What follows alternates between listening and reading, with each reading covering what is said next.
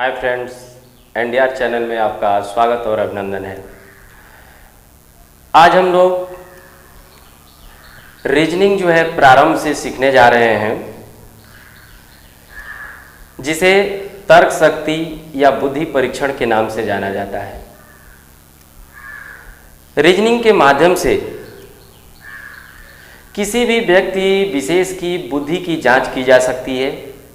यही कारण है कि प्रत्येक एग्जाम में रीजनिंग के क्वेश्चन दिए जाते हैं और विशेषकर उच्च स्तरीय एग्जाम में रीजनिंग के क्वेश्चन अवश्य दिए जाते हैं, क्योंकि रीजनिंग ही वह व्यवस्था है जिसके माध्यम से किसी व्यक्ति की बुद्धि की जांच की जा सकती है। तो हम सभी को, विशेषकर जो कंपटीशन की तैयारी कर रहे हैं, उनके लिए रीजनिंग का ज्ञान होना अत्यंत आवश्यक है। तो हम आज से रीजनिंग के एक एक पार्ट के बारे में ध्यान से समझेंगे और सीखेंगे और देखेंगे कैसे रीजनिंग को हम आसानी से हल कर सकते हैं। और रीजनिंग के प्रकार के बारे में सोचा जाए तो रीजनिंग जो है 3 प्रकार के होते हैं, जिसमें पहला होता है वर्बल की रीजनिंग, जिसे भाषिक तर्कशक्ति के नाम से जानते हैं, और दूसरी रीजनिंग नॉन वर्बल होती है, जिसे अभाषिक तर्कशक्ति के नाम से जाना जाता है, और एक तीसरी रीजनिंग होती है जिसे विश्लेषणात्मक तर्कशक्ति कहते हैं, एनालिटिकल रीजनिंग के नाम से जानते हैं। तो हम लोग आज से प्रारंभ करने जा रहे हैं वर्बल की रीजनिंग, अर्थात वर्बल रीजनिंग अर्थात भाषिक तर्कशक्ति। तो भाषिक तर्कशक्ति के बारे में अगर कोई पूछता है व्यक्ति कि भाषिक तर्कशक्ति क्या है, तो आप बता सकते हैं कि वह रीजनिंग जिसे गणित के माध्यम से हल किए जाते हैं, जिसमें गणित का इस्तेमाल भी किया जाता है, भाषिक तर्कशक्ति के नाम से जाना जाता है। अब रहा सवाल कि इसमें हम लोग प्रारंभ कहाँ से करेंगे। तो रीजनिंग के इस सेशन में हम लोग आज पढ़ने जा रहे हैं घन, जिसको क्यूब बोलते हैं, क्यूब। तो सबसे पहले हमारा इसमें पॉइंट होगा कि घन क्या है, व्हाट इज क्यूब। तो आप डिफिनेशन दे सकते हैं कि वह घनाभ जिसकी लंबाई, चौड़ाई और ऊंचाई सेम होती है, अर्थात बराबर होती है, घन कहलाता है। घन का आधार जो है वर्गाकार होता है। यह एक ठोस आकृति है, जैसे ये आप देख सकते हैं, इस तरह से आप बना सकते हैं। इस चित्र को आप घन कह सकते हैं। ये है घन। घन की लंबाई को मैं दिखा रहा हूं। ये हो गई लेंथ अर्थात लंबाई, ये हो गई चौड़ाई और ये हो गई ऊंचाई। जब तीनों बराबर हो जाता है तो ये घन के नाम से जाना जाता है। अगर ये तीनों बराबर नहीं है तो घनाभ के नाम से जाना जाता है। तो हमें आशा है आप घन की परिभाषा आप अच्छी तरह से समझ गए होंगे। तो हम चलते हैं अगले पॉइंट की ओर। घन के अंग यानी कि पार्ट ऑफ क्यूब। घन के अंग कितने होते हैं, घन के अंग कौन कौन से होते हैं, ये हम जानेंगे। तो देखिए, घन का जो पहला अंग होता है उसे हम फलक कहते हैं, जिसे पृष्ठ भी कह सकते हैं, जिसको इंग्लिश में सरफेस कह सकते हैं, सरफेस। तो घन का पहला जो अंग है फलक के नाम से जाना जाता है। जैसे ये देखिए, ये फलक है, ये देखिए ये फलक है। ऐसे आप देखेंगे तो इसमें 6 फलक दिखाई देंगे, इसलिए फलकों की संख्या 6 होती है। 4 दीवार होती है, जैसे कमरे में अगर किसी देख रहे हैं तो 4 जो है वॉल होती है, दीवार, एक सीलिंग और एक फर्श, कुल मिला के 6 फलक होते हैं। दूसरा हमारा अंग है इसका कोर। कोर का मतलब होता है किनारा अर्थात एड्ज। इसमें एड्ज की संख्या जो है टोटल 12 होती है, जैसे 1 2 3 4 5 6 7 8 9 10 11 12। तो इसके दूसरा अंग हो गया कोर, जिसकी संख्या 12 होती है। तीसरा इसका अंग है शीर्ष अर्थात इसके हेड। इसके हेड जो है 8 होते हैं, जो आप देख सकते हैं 1 2 3 4 5 6 7 8। तो घन के शीर्ष होते हैं, अर्थात कोण जो होता है घर में वो शीर्ष के नाम से जाना जाता है। इसकी संख्या होती है 8। अब सवाल है हमारा चौथा अंग के बारे में कि इसकी चौथा अंग क्या होता है। तो चौथे अंग को विकर्ण कहते हैं। किसी भी घन के 4 विकर्ण होते हैं, जिसे डायगोनल बोलते हैं। विकर्ण की परिभाषा आप इस तरह से दे सकते हैं, किसी भी घन में रखी जा सकने वाली सबसे बड़े लट्ठे की लंबाई उसका विकर्ण कहलाती है। इसकी संख्या 4 होती है। तो हम लोग घन की परिभाषा क्लियर कर लिए कि घन क्या है। उसके बाद घन के अंग के बारे में जान लिए कि घन के अंग कितने होते हैं और कौन कौन से होते हैं। हमें आशा है ये दोनों टॉपिक आपको अच्छी तरह से समझ में आ गया होगा। तो हम चलते हैं तीसरे टॉपिक की ओर। तीसरा टॉपिक हमारा ये रहेगा कि घन कितने प्रकार के होते हैं और ये जो है घन हम लोग पढ़ते क्यों हैं और इसमें से क्या चीज़ें पूछी जा सकती है।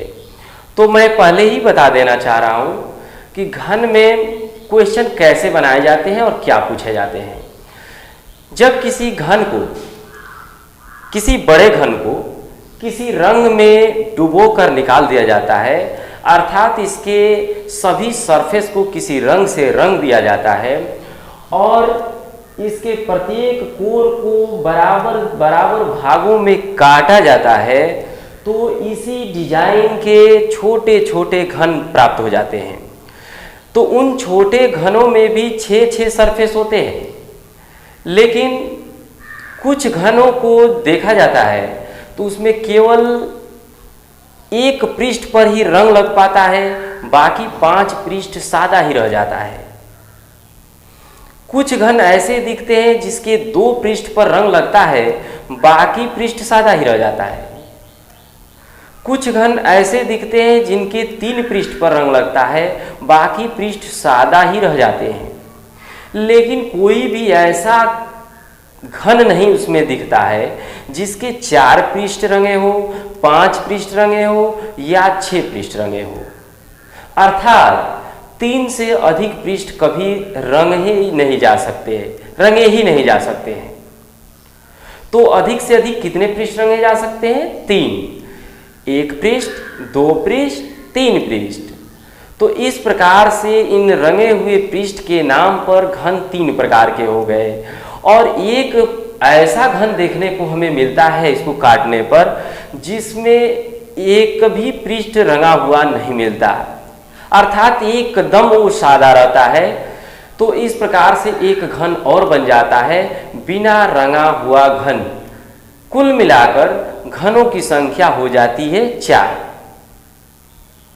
कौन कौन से? तो 1 पृष्ठ रंगा घन, दूसरा 2 पृष्ठ रंगा घन, तीसरा 3 पृष्ठ रंगा घन और चौथा बिना रंगा घन। अर्थात घन हो गए 4 प्रकार के। समझ पा रहे हैं आप लोग? घन कितने प्रकार के होते हैं? 4 प्रकार के। अब उन चारों घनों के नामकरण किए गए कि किस घन को किस नाम से जाना जाएगा। तो इसमें जो है, जो जिसके एक पृष्ठ रंगे थे उसे केंद्रीय घन बोला गया, इंग्लिश में सेंट्रल घन कह सकते हैं। और जिसके 2 पृष्ठ रंगा गया उसे मध्य घन कहा गया, इंग्लिश में उसे मिडिल क्यूब कह सकते हैं। और जिनके 3 पृष्ठ रंगा गया उसे शीर्ष घन कहा गया, इंग्लिश में उसे हेड क्यूब बोल सकते हैं। और लास्ट जो चौथा मिला जिसके एक भी पृष्ठ नहीं रंगा था उसे अंतः घन बोला गया, उसे इंग्लिश में इनर क्यूब के नाम से जाना जाता है। तो आइए हम इन घनों के नामकरण को बता रहे हैं कि इसके नाम क्यों रखे गए हैं इस तरह से, और ये घन कहाँ से निकल कर आते हैं, कौन घन कहाँ रहते हैं। तो इसके लिए इस चित्र को ध्यान से देखिए, इस घन को देखिए। इस घन के साइड को, प्रत्येक साइड को 3 बराबर भागों में काट दिया गया है। जब 3 बराबर भागों में काटा गया तो इसी रूप के छोटे छोटे घन बन गए। लेकिन एक काम किया गया था, इसको काटने से पहले किसी रंग से पूर्ण रूप से रंग दिया गया था। तो इसमें ध्यान से देखिए, अगर इस घन को निकाला जाए यहां से,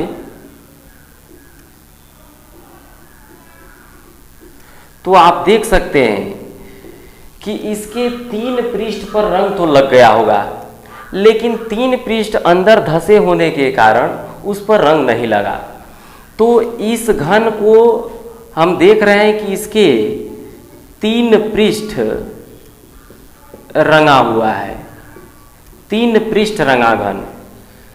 तो जब इसके 3 पृष्ठ रंगा हुआ है तो ये हमेशा देखा गया कि कितना भी भाग में काटने पर ये हमेशा शीर्ष पर से ही निकल कर आता है। इसलिए 3 पृष्ठ रंगा घन का नाम दिया गया शीर्ष घन अर्थात हेड क्यूब। तो हमें आशा है आप समझ गए होंगे कि इसका हेड क्यूब नाम क्यों रखा गया। तो आपसे एक क्वेश्चन और पूछा जा सकता है कि बताइए हेड क्यूब क्या है। तो आप जवाब देंगे कि जिस घन के 3 पृष्ठ रंग जाते हैं शीर्ष घन कहलाता है। दूसरा देखिए, अगर इस घन को मैं यहां से निकालूं तो इसके 2 पृष्ठ पर रंग लग गया है, लेकिन बाकी 4 पृष्ठ अंदर धसे होने के कारण उस पर रंग टच नहीं हो पाया है।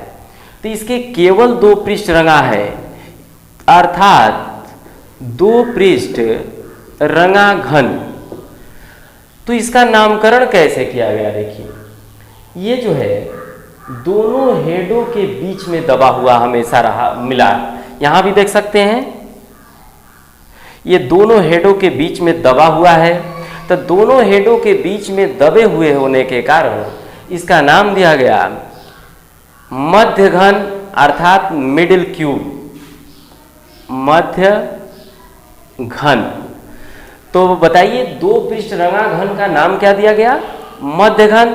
क्यों दिया गया, क्योंकि दोनों हेडों के बीच में यह दबा हुआ है।